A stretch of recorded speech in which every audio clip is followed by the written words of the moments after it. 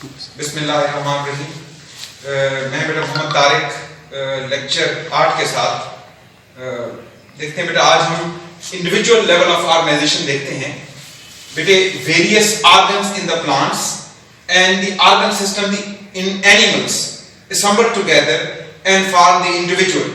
जब मुख्तलिफ किस्म के ऑर्गन प्लांट्स के अंदर और ऑर्गन सिस्टम्स एनिमल्स के अंदर कंबाइन करते हैं, असम्बल्ड करते हैं एंड दे फॉर्म इंडिविजुअल, वो एक इंडिविजुअल बनाते हैं या एक कंप्लीट ऑर्गेनिज्म जो है वो बनाते हैं। बेटे ये जो कंप्लीट ऑर्गेनिज्म होता है ये यूनिक कैरेक्टरिस्टिक्स का मजमूआ होता है। गो के मैं मिसाल देता हूं कि असलम, अकरम, नाजिया, फौजिया, साइमा, ये सारे मुख्तलिफ नाम मैंने लिए हैं। देखें कि ये गो के ये सारे जो इंडिविजुअल्स हैं उनका ताल्लुक एक ही स्पीशी के साथ है, लेकिन फिर भी इनके जो एट्रीब्यूट्स होंगे, इनके जो कैरेक्टरिस्टिक्स होंगे, इनके अंदर बहुत सारे इंडिविजुअल कैरेक्टरिस्टिक्स पाए जाते हैं जो कि उनको दूसरों से क्या करते हैं, मुमताज करते हैं, जो कि दूसरों से उनको क्या करते हैं, डिफरेंशिएट करते हैं। बेटे इंडिविजुअल ऑर्गेनिज्म के अंदर मुख्तलिफ जो सिस्टम है वो एक कोऑर्डिनेशन के अंदर काम करते हैं। मुख्तलिफ जो ऑर्गन सिस्टम है वो एक कोऑर्डिनेशन के अंदर वर्क करते हैं। इसकी हम एक मिसाल देते हैं कि जब आदमी एक्सरसाइज करता है, जब आदमी एक्सरसाइज करता है तो उसके जो मसल्स हैं वो काम करते हैं। एक्सरसाइज के दौरान कोई भी जो इंडिविजुअल है उसके जो मसल्स हैं वो काम कर रहे होते हैं। अब एक्सरसाइज के दौरान जब मसल काम करते हैं, इसके साथ साथ आप देखते हैं कि उस पर्सन की जो हार्ट बीट है वो भी तेज हो जाती है और उसके साथ उसका जो ब्रीथिंग रेट है वो भी क्या करता है, वो भी इंक्रीज हो जाता है, वो भी तेज हो जाता है। हालांकि हम देख रहे हैं कि सिर्फ और सिर्फ मसल्स जो है वो वर्क कर रहे हैं, मसल्स काम कर रहे हैं एक्सरसाइज के दौरान, लेकिन इसका हार्ट बीट से क्या ताल्लुक है या इसका ब्रीथिंग रेट से क्या ताल्लुक है? बेटे होता यह है कि जब एक इंडिविजुअल कोई भी काम करता है उसके तमाम जो सिस्टम्स होते हैं वो क्या करते हैं, वो एक कोऑर्डिनेशन के अंदर काम करते हैं और वो कोऑर्डिनेशन के अंदर वर्क करके उस टास्क को कंप्लीट करते हैं। हम जानते हैं कि जब मसल्स काम करते हैं तो उनको ज्यादा एनर्जी की जरूरत होती है और जो एनर्जी है वो ग्लूकोज के जरिए से आती है और जो ग्लूकोज है वो ब्लड के जरिए से फ्लो करके मसल्स तक पहुंचता है। तो हार्ट बीट के तेज होने का मकसद ये है कि जो ब्लड की सप्लाई है वो मसल्स को ज्यादा हो जाती है और फिर ग्लूकोज की जो ब्रेकडाउन है वो हमें पता है कि वो किसकी मौजूदगी में होती है, वो ऑक्सीजन की मौजूदगी में होती है। तो ब्रीथिंग रेट फास्ट करके जो ऑक्सीजन की सप्लाई है वो मसल्स के टिश्यूज को वो बढ़ाई जाती है, उसकी मिकदार बढ़ाई जाती है ताकि क्या हो, ताकि ग्लूकोज की ब्रेकडाउन हो और ग्लूकोज की ब्रेकडाउन के बाद मसल्स को एनर्जी मिल सके ताकि वो जो एक काम कर रहे हैं, एक्सरसाइज कर रहे हैं, कोई वर्क कर रहे हैं, उसको क्या कर सके बेटे, वो मुकम्मल कर सके। तो बेटे इसके बाद हम नेक्स्ट जो लेवल है उसको देखते हैं। जो नेक्स्ट लेवल है वो है population level. Population level of the organisation. बेटे जो मुख्तलिफ इंडिविजुअल्स जिनका ताल्लुक एक ही स्पीशीज के साथ है वो कंबाइन करके वो पॉपुलेशन बनाते हैं।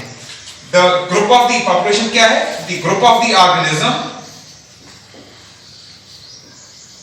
Group of the organisms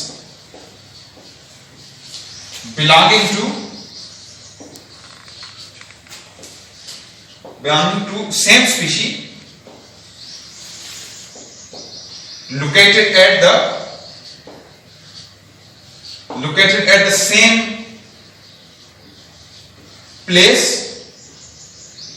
and at the same time।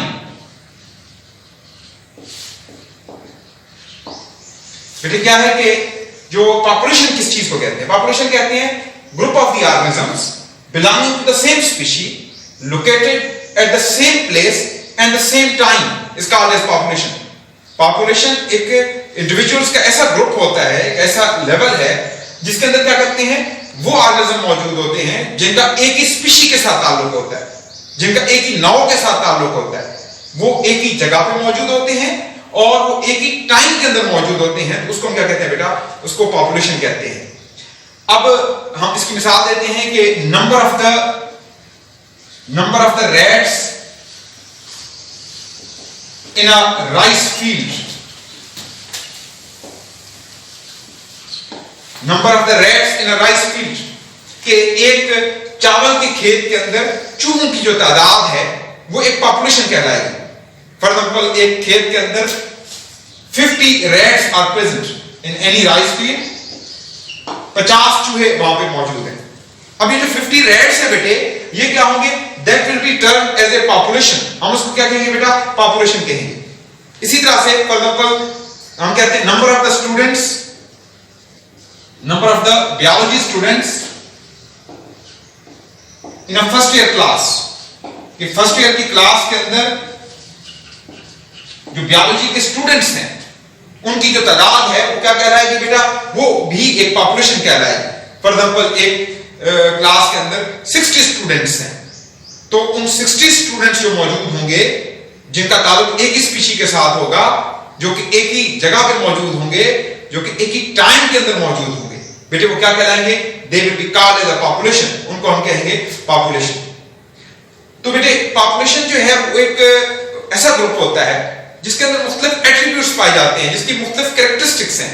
उस पॉपुलेशन की जो मुख्तलिफ कैरेक्टरिस्टिक्स हैं उनको बेटे वन बाय वन करके डिस्कस करते हैं। तो पहला जो कैरेक्टर है बेटे वो पॉपुलेशन का वो है gene flow.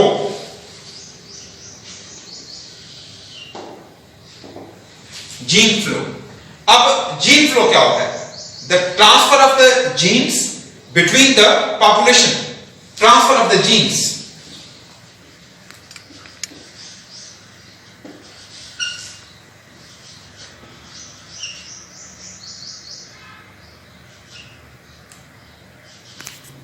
Between the two individuals in a population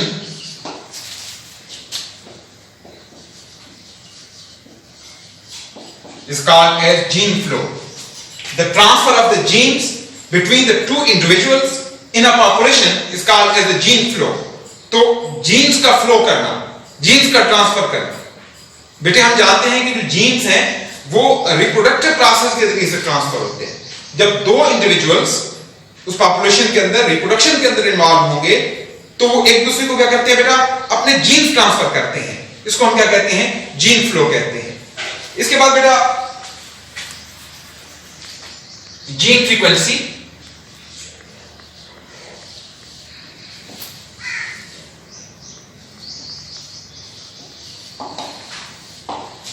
बेटे जीन फ्रीक्वेंसी कहते हैं the total number of the genes present in a population is called as gene frequency. The total number of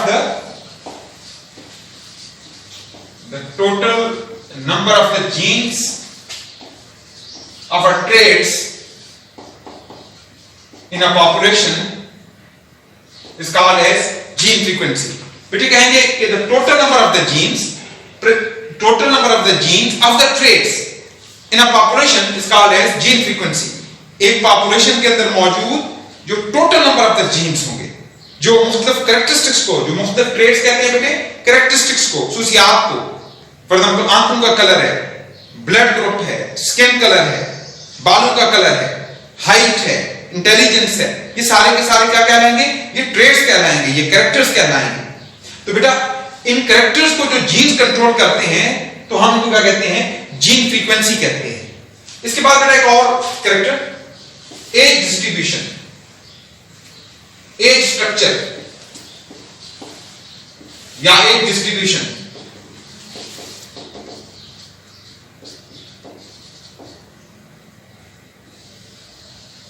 बेटे age distribution कहते हैं the different age groups present in a population is called as age structure या age distribution. बेटे the different age groups present in a population, एक population के अंदर मौजूद जो मुख्तलिफ age groups होंगे, हम उसको क्या कहेंगे बेटा? उस कैरेक्टर को age structure या age distribution कहते हैं। फॉर एग्जाम्पल, हम अगर इंसान की एक पॉपुलेशन लेते हैं, एक शहर के अंदर, एक मोहल्ले के अंदर जो इंसान है, जो ह्यूमन बीइंग है, जो होमो सेपियंस है, उनकी अगर एज स्ट्रक्चर को डिस्कस करें तो आप देखते हैं कि वाज़ेह तौर पे हम तीन कैटेगरीज बना सकते हैं। एक वो होंगे जो कि चाइल्ड, जो कि चिल्ड्रन होंगे, जो कि बच्चे होंगे। दूसरा यूथ की कैटेगरी हम बना सकते हैं।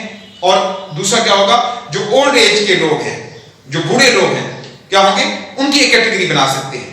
तो जो मुख्तलिफ एज ग्रुप्स होंगे, जो मुख्तलिफ एज ग्रुप्स पॉपुलेशन के अंदर मौजूद होंगे, हम उसे क्या कहते हैं बेटा, एज स्ट्रक्चर या एज डिस्ट्रीब्यूशन कहते हैं। बेटे ये मुख्तलिफ कैरेक्टरिस्टिक्स हैं जो कि पॉपुलेशन के अंदर मौजूद हैं। एक और कैरेक्टर हम देखते हैं।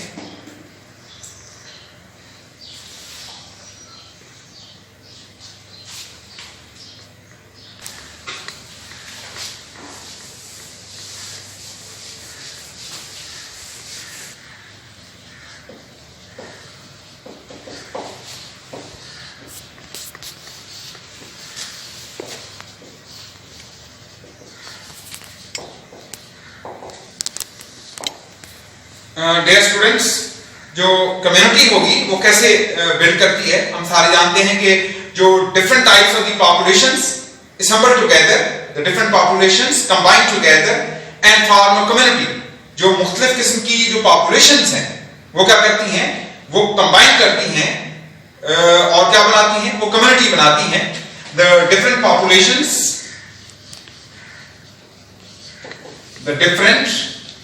populations combine together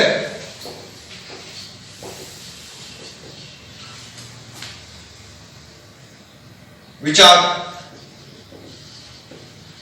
are located at same place and at the same time will be called as community। उसे community कहते हैं। जो different populations हैं which are present at the same place and at the same time will be termed as a community। उसको बेटा क्या कहते हैं, हम community कहते हैं। अब जो कम्युनिटी है वो एक हायर लेवल ऑफ ऑर्गेनाइजेशन है जिसके अंदर मुख्तलिफ किस्म की जो पॉपुलेशंस हैं वो क्या करती हैं, वो कंबाइन करती हैं और वो कंबाइन करके कम्युनिटी लेवल ऑफ ऑर्गेनाइजेशन बनाती हैं। ये एक डायनामिक क्या है, लेवल ऑफ ऑर्गेनाइजेशन है। फॉर एग्जांपल एक पॉन्ड है जिसके अंदर बहुत सारे, एक पॉन्ड जिसके अंदर क्या करते हैं बेटा, बहुत सारे किस्म के एनिमल्स और प्लांट्स मौजूद हैं। अब एक पॉन्ड है उसके अंदर क्या होगा बेटा, उसके अंदर मुख्तलिफ जो टाइप्स की फिशेस मौजूद होंगी, मुख्तलिफ किस्म की मछलियां जो है वहां पे मौजूद होंगी, मुख्तलिफ किस्म की मछलियों की पॉपुलेशन मौजूद होगी। इसके बाद बेटा मुख्तलिफ जो है फ्रॉग मौजूद होंगे। इसके अलावा बेटा उसके अंदर टर्टल और टॉर्टाइस मौजूद होंगे। इसके अलावा उस पॉन्ड के अंदर प्लांट्स, इसके अलावा एल्गी की मुख्तलिफ जो वैरायटीज हैं वो वहां मौजूद होंगी। तो ये सारे जो मेंबर्स हैं, फिशेस हैं, फ्रॉग है, टर्टल और टॉर्टाइस हैं, प्लांट्स हैं, एल्गी हैं, बैक्टीरिया है, उसमें अमीबा जो है वो मौजूद होंगे। ये सारी जो स्पीशीज का मैं नाम ले रहा हूं, ये सारे जो ऑर्गेनिज्म हैं इनका ताल्लुक मुख्तलिफ स्पीशीज के साथ है, इनका ताल्लुक मुख्तलिफ पॉपुलेशंस के साथ है, लेकिन वो कंबाइन करते हैं और वो they are present at the same place, वो एक ही प्लेस के ऊपर मौजूद होते हैं और एक ही टाइम के अंदर मौजूद हैं। तो उसको हम क्या कहते हैं बेटा, कम्युनिटी कहते हैं। तो बेटे कम्युनिटी की दो टाइप्स होती हैं, कम्युनिटी की दो टाइप्स हैं। कम्युनिटी की जो पहली टाइप है उसे कहते हैं सिंपल कम्युनिटी,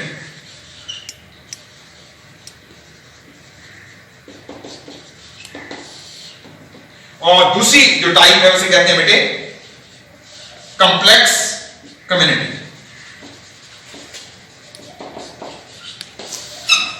जो सिंपल कम्युनिटी है वो क्या होगी बेटा, जो आइसोलेटेड कम्युनिटी है, जो आइसोलेटेड कम्युनिटी होगी that will be called as a simple community. The isolated community